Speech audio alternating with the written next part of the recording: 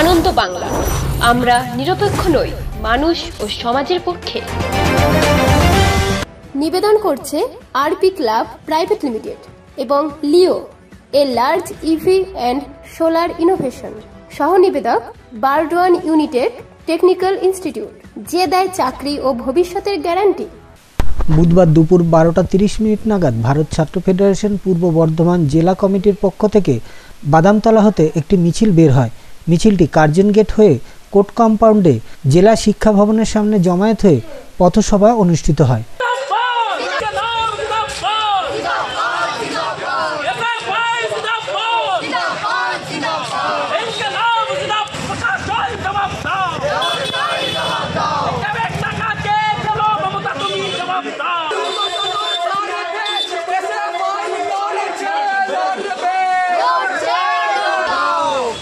পাশাপাশি জেলা শিক্ষা আধিকারিকের কাছে ডেপুটেশন প্রদান করা হয়।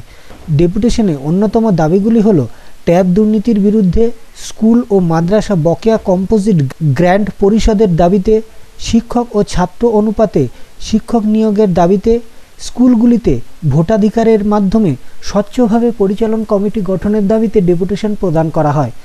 ঘটে চলে এবং আমাদের জেলাও তার বাইরে নয়, যে ট্যাব দুর্নীতি, যে ট্যাব সাধারণ ছাত্রছাত্রীদের ট্যাবের টাকা অন্য অ্যাকাউন্টে চলে যাচ্ছে এবং এই টাকা আমরা দেখতে পাচ্ছি। এই যে দুর্নীতির শিকড় শুধুমাত্র আমাদের জেলা রাজ্য নয়, রাজ্যের বাইরে পর্যন্ত এই দুর্নীতির শিকড় গিয়ে পৌঁছেছে।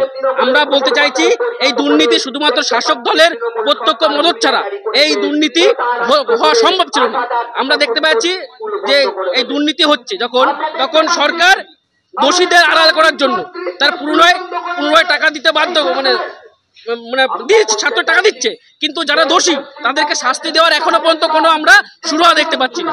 তাই আমরা ডেপুটেশন দিতে বাধ্য হয়েছি যে যদি অভিযুক্তদেরকে গ্রেপ্তার করা না হয়, ভবিষ্যতে ছাত্রদেরকে যাতে আরো বিপদের মধ্যে না পড়তে হয়, তার জন্য আমরা ডেপুটেশন দিতে এসেছি। এছাড়াও আমরা দেখতে পাচ্ছি স্কুলগুলিতে যে কম্পোজিট গ্রান্টের টাকা স্কুলগুলোতে দেওয়া বন্ধ করে দিয়েছে সরকার। তার বদলে সরকারের টাকা নেই, সরকার বলছে, কিন্তু আমরা দেখি সরকার মেলা খেলা করে ব্যস্ত। তারা বিভিন্ন জায়গায় টাকা খরচা করছে, কিন্তু যেগুলো বেসিক নিডস ছাত্রছাত্রীদের সেইটা সরকার সেটা পূরণ করছে না। তারা কম্পোজিট গ্রান্টের টাকা তারা দেওয়া বন্ধ করে দিয়েছে। আমরা বলতে চাইছি অতি দ্রুত স্কুলগুলিকে, মাদ্রাসাগুলিকে কম্পোজিট গ্রান্টের টাকা দিতে হবে। স্কুলগুলিতে দীর্ঘদিন ধরে পরিচালন সমিতির নির্বাচন হচ্ছে না, যার ফলে এলাকার কিছু সমাজ বিরোধী শাসক দলের নেতা তারা স্কুলগুলোতে তারা পরিচালন কমিটির নামে তারা ঘেরে বসে আছে।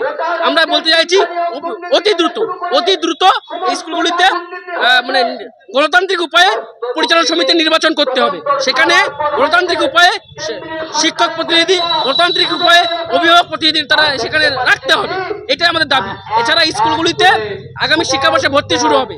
আমরা দেখতে পেয়েছি গত শিক্ষাবর্ষে জেলার প্রায় 500-র উপরে বেশি স্কুলে যেখানে 240 টাকার বেশি ফিস দেওয়া হয়েছে, যেখানে কত 500 টাকা, কত 1000 টাকা, কত 2000 টাকা এবং 5000 টাকা পর্যন্ত স্কুলতে ফিস নেওয়া হচ্ছে। আমরা বলতে চাইছি সরকার নির্ধারিত 240 টাকার বেশি ফিস দেওয়া যাবে না। যদি আমাদের এই দাবিগুলো না মানা হয়, তাহলে আগামী দিনে আমরা বৃহত্তর আন্দোলনে যেতে বাধ্য হব। আমরা বাদামতলা থেকে ডিআই অফিস অভিযান পর্যন্ত, কার্জন গেট হয়ে ডিআই অফিস অফিস পর্যন্ত আমরা মিছিল করলাম এবং আমাদের প্রতিনিধি দল ডেপুটেশনে গেছে। পূর্ব বর্ধমান থেকে দেবাশিস ঘোষের রিপোর্ট, আনন্দ বাংলা।